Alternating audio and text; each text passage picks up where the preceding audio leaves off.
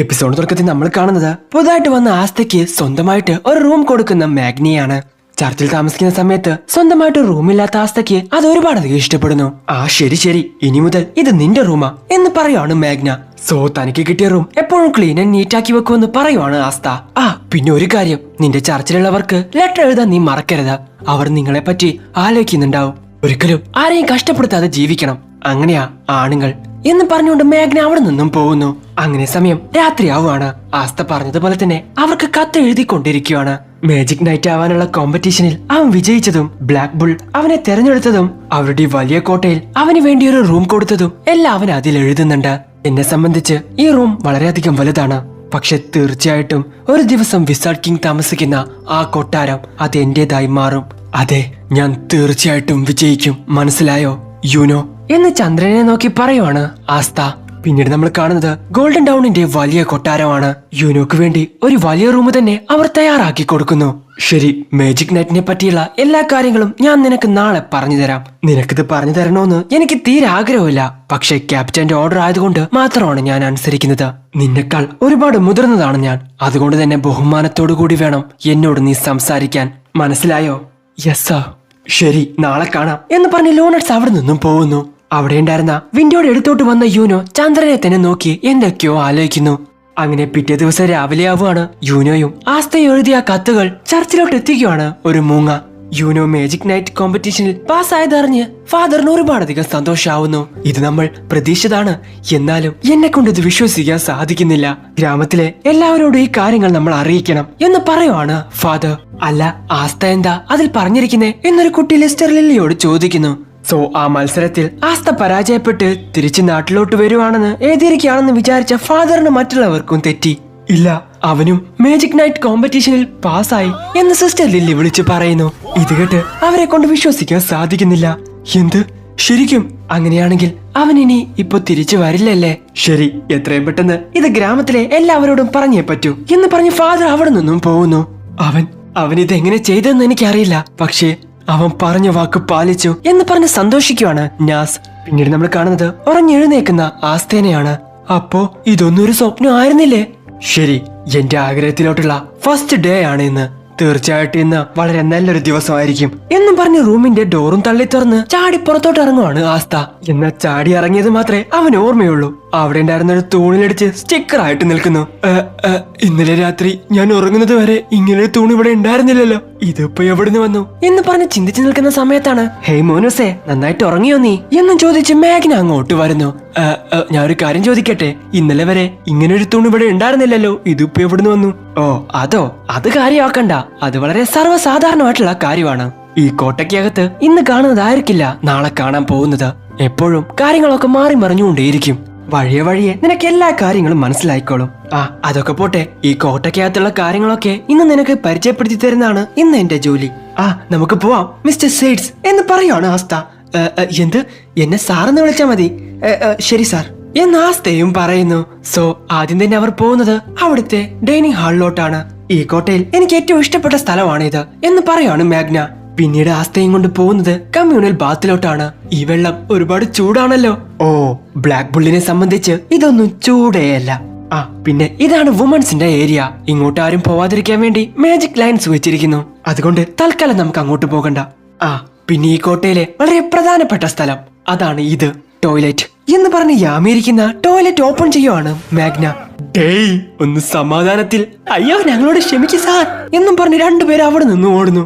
പിന്നീട് അവർ ചെല്ലുന്നത് ഒരുപാട് മോൺസ്റ്റേഴ്സിനെ ഇട്ടുവെച്ചിരിക്കുന്ന ഒരു കൂടിന് അടുത്തോട്ടാണ്. ഇതെന്തിനാ? അതൊന്നുമില്ല, ഇതിനെ വളർത്തുന്നത് യാമിയുടെ ചെറിയ ഹോബിയാ. പിന്നൊരു കാര്യം, ഈ സ്ഥലത്തെ ഇൻചാർജാക്കി ഞാൻ നിന്നെ മാറ്റാമെന്ന് ഞാൻ തീരുമാനിച്ചു കഴിഞ്ഞു. എന്ത്? ഇങ്ങനെയൊരു സ്ഥലത്ത് ഇൻചാർജായി നിൽക്കുന്നത് എന്തു വലിയ സംഭവമാണെന്ന് നിനക്കറിയോ? നീ ഒന്ന് ട്രൈ ചെയ്ത് നോക്ക്, തീർച്ചയായിട്ടും നിനക്ക് ഇഷ്ടപ്പെടും. രാവിലെയും വൈകുന്നേരവും ഇതിന് ഫുഡ് കൊടുത്താൽ മാത്രം മതി എന്ന് പറഞ്ഞ മോൺസ്റ്ററിന് ഫുഡ് കൊടുക്കാൻ വേണ്ടി നിൽക്കുവാണ് ആസ്ത. പെട്ടെന്നാണ് അത് അവനെ കടിക്കുന്നത്. സോ ജസ്റ്റ് മിസ്സിന് രക്ഷപ്പെട്ട ആസ്ത ജീവനം കൊണ്ട് അവിടെ നിന്നും ഓടുന്നു. പിന്നീട് ബ്ലാക്ക് ബുള്ളിന്റെ ലൈബ്രറിയും റാക്ക് റൂമും എല്ലാം അവന് കാണിച്ചു കൊടുക്കുന്നു. അങ്ങനെ അവിടെയുള്ള ഓരോ സ്ഥലങ്ങളും അവർ കണ്ടുകൊണ്ടുവരുന്ന സമയത്താണ് പെട്ടെന്ന് അവരുടെ മുമ്പിലോട്ട് ഒരു ലേഡി വരുന്നത്. ആരാ ഇത്? ബ്ലാക്ക് ബുള്ളിന്റെ റോബൊക്കെ ഇട്ടിട്ടുണ്ടല്ലോ. അങ്ങനെയാണെങ്കിൽ ബ്ലാക്ക് ബുള്ളിലെ ഒരു മെമ്പർ ആണോ? ആ, ഇവളും നിന്നെ പോലെ പുതുതായിട്ട് വന്നതാ എന്ന് പറയുവാണ് മാഗ്ന.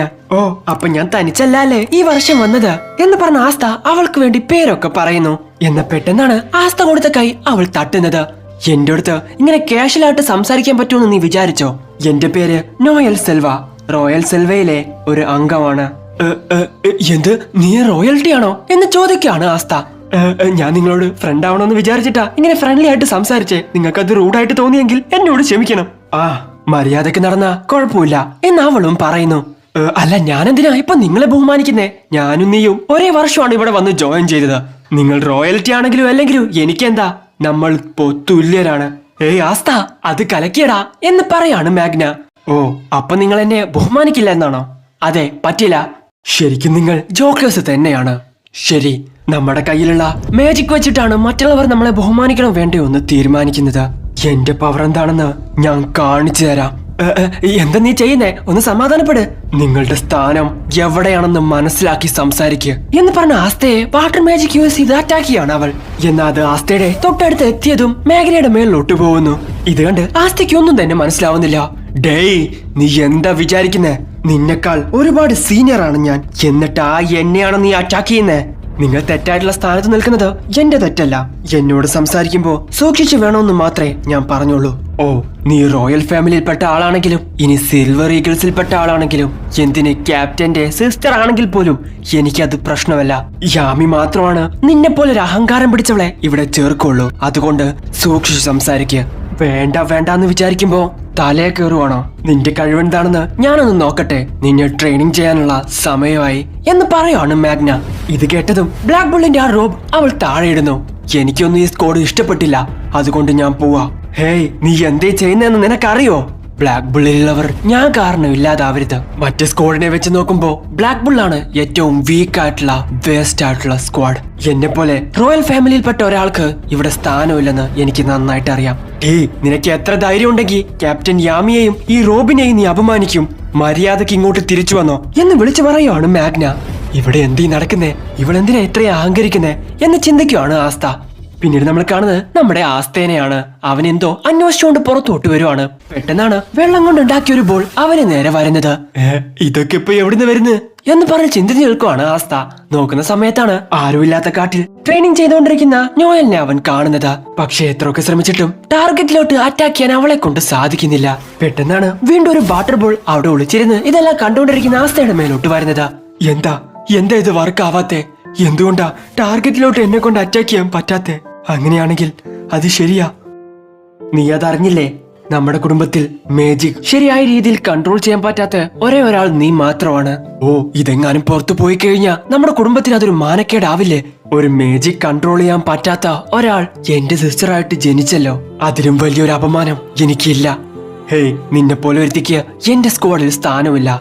സിൽവർ ഈഗിൾസിന്റെ ഒരു മെമ്പറായിട്ട് നിന്നെ കൊണ്ടിരിക്കാൻ സാധിക്കില്ല. വെറുതെ പുറത്തിറങ്ങി നാട്ടുകാരെ കൊണ്ട് ഓരോന്ന് പറയിപ്പിച്ച് കുടുംബത്തിന് മാനക്കേടുണ്ടാക്കാതെ മിണ്ടാതെ ഒരു മൂലക്കിങ്ങാനിരുന്നോ. നിന്നെ പോലൊരു തോൽവിക്ക് അതൊക്കെ പറ്റൂ. ഇല്ല, ഞാൻ തോൽവിയല്ല, ഞാൻ അത് തെളിയിക്കും. ഞാൻ തോൽവിയല്ല. ഒരു ദിവസം തീർച്ചയായിട്ടും നിങ്ങളെ കൊണ്ടൊക്കെ ഞാൻ അത് മാറ്റി പറയിപ്പിക്കും എന്ന് പറഞ്ഞ് വീണ്ടും പ്രാക്ടീസ് ചെയ്തുകൊണ്ടിരിക്കുകയാണ് നോയൽ. ഓ, ഇതാണോ പ്രശ്നം? ഇതുകൊണ്ടാണല്ലേ ഇവൾ ഇത്രയും റഫായിട്ട് നടക്കുന്നത് എന്ന് പറഞ്ഞ് നിൽക്കുവാണ് ആസ്ത. സോ ആസ്തയെ കണ്ട നോവൽ അവനെങ്ങാനും ഇത് കണ്ട് എന്നെ കളിയാക്കുവോ എന്ന് പറഞ്ഞ് ചിന്തിച്ചു നിൽക്കുന്നു. ഇല്ല, മര്യാദയ്ക്ക് ഇത് മേടിച്ചോ എന്ന് പറഞ്ഞ് നോവൽ അവനെ അറ്റാക്ക് ചെയ്യാൻ വേണ്ടി ശ്രമിക്കുന്നു. എന്നാൽ അത് കൺട്രോൾ ചെയ്യാൻ പറ്റാത്തത് കൊണ്ട് അവളുടെ വാട്ടർ മാജിക് അവളെ തന്നെ അറ്റാക്ക് ചെയ്യുന്നു. അത് അവളെയും കൊണ്ട് ആകാശത്തോട്ട് പോകുന്നു. അതിൽ നിന്നും പുറത്തിറങ്ങാൻ അവളെ കൊണ്ട് സാധിക്കുന്നില്ല. ഇതേ സമയമാണ് ജനാലയിലൂടെ യാമി അത് കാണുന്നത്. ഇതെന്താ സംഭവം എന്ന് പറഞ്ഞ് നോക്കുന്ന സമയത്താണ് ഒരു വലിയ വാട്ടർ ബോൾ അവിടെ ആയിരിക്കുന്നു. അതിന്റെ ഒരു ഭാഗം ഒരു ചുഴലി പോലെ ആസ്തയുടെ പുറകെ വന്നുകൊണ്ടേയിരിക്കുന്നു. അതിൽ നിന്ന് രക്ഷപ്പെടാൻ അവൻ ഓടിക്കൊണ്ടേയിരിക്കുവാണ്. ഇതേ സമയമാണ് മറ്റുള്ള എല്ലാവരും പുറത്തോട്ട് ഇറങ്ങുന്നത്. അവളുടെ magic power out of control ആണെന്ന് തോന്നുന്നു. ഹേയ്, അത് വളരെയധികം പവർഫുള്ളാ. നീ അത് ശ്രദ്ധിച്ചില്ലേ? ഇങ്ങനെ തന്നെ പോയാ അത് വലിയൊരു പ്രശ്നമാവും. ഓ, അവൾ മാജിക് ഉപയോഗിച്ച് ഇവിടെ നിന്ന് രക്ഷപ്പെടാമെന്നാണോ ശ്രമിക്കുന്നത്? എന്നാൽ അത്ര പെട്ടെന്നൊന്നും രക്ഷപ്പെടാൻ സാധിക്കില്ല. ആരെങ്കിലും തങ്ങളുടെ മാജിക് പവർ യൂസ് ചെയ്ത് അവളെ അതിൽ നിന്നും പുറത്തിറക്ക് എന്ന് പറയുകയാണ് യാമി. ഞങ്ങളുടെ പവർ ഉപയോഗിച്ച് അതിന്റെ അടുത്തോട്ട് പോവാൻ പോലും സാധിക്കില്ല എന്ന് പറയുകയാണ് ഗൗജി. പെട്ടെന്നതാ അയ്യാ എന്ന് വിളിച്ചോണ്ട് ആസ്ത അവിടെ നിന്ന് തെറിച്ചു വരുന്നു. അവനെ പിടിച്ച യാമി അവനോട് അതിന്റെ അടുത്തോട്ട് പോകാൻ വേണ്ടി പറയുന്നു. ഞാനത് തടയണോ? പക്ഷേ ഞാൻ എങ്ങനെ തിരിച്ചു വരും?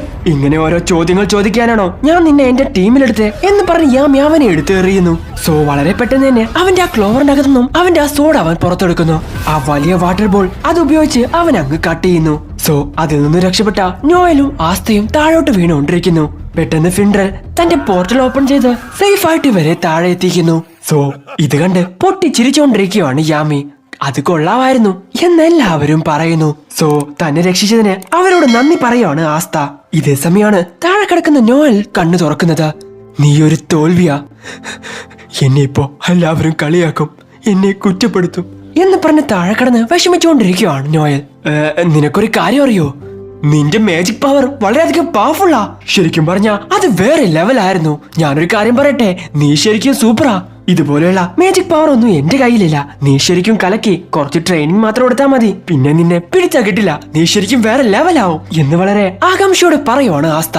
ഇത് കണ്ട് നോയലിനൊന്നും തന്നെ മനസ്സിലാവുന്നില്ല. ഏയ് ചെറിയ ആസ്ത, ഓ ഇതാണോ കാര്യം? നിന്നെ കൊണ്ട് മാജിക് പവർ കൺട്രോൾ ചെയ്യാൻ പറ്റില്ലെന്ന് എന്തുകൊണ്ടാ എന്നോട് നേരത്തെ പറയാഞ്ഞേ എന്ന് മാഗ്ന അവളോട് ചോദിക്കുന്നു. ശരി, അതൊന്നും കുഴപ്പമില്ല. നമ്മുടെ സ്ക്വാഡിൽ ഫെയിലേഴ്സിനാണ് ഇമ്പോർട്ടൻസ് കൊടുത്തിരിക്കുന്നത്. പിന്നെ നിന്റെ കാര്യം അത് വളരെ പെട്ടെന്ന് തന്നെ ശരിയാക്കാം, അതൊന്നും വലിയ പ്രശ്നമല്ല. ശരി, നിനക്ക് കുഴപ്പമൊന്നുമില്ലല്ലോ എന്ന് ചോദിക്കുകയാണ് ഫിൻഡ്രൽ. സോ സ്വന്തം ഫാമിലി പോലും നീ ഒരു തോൽവിയാണെന്ന് പറഞ്ഞ് അവളെ മാറ്റി നിർത്തിയ സമയത്ത് ഇവിടെയുള്ളവർ വളരെ പോസിറ്റീവായിട്ട് അവളോട് സംസാരിക്കുന്നത് കണ്ട് അവരെ തന്നെ നോക്കി നിൽക്കുവാണ് നോയൽ. ശരി, എഴുന്നേക്ക്, നമ്മൾ ഒരുമിച്ച് നിന്ന് ഇതിനൊരു പരിഹാരം കണ്ടെത്തും എന്ന് പറഞ്ഞ് അവൾക്ക് കൈ കൊടുക്കുവാണ് ആസ്ത. ഞാനിപ്പോ ഒരുപാടധികം എക്സൈറ്റഡ് ആണ് നിങ്ങളുടെ കൂടെ വർക്ക് ചെയ്യുന്നതിൽ എന്ന് നോയലും പറയുന്നു.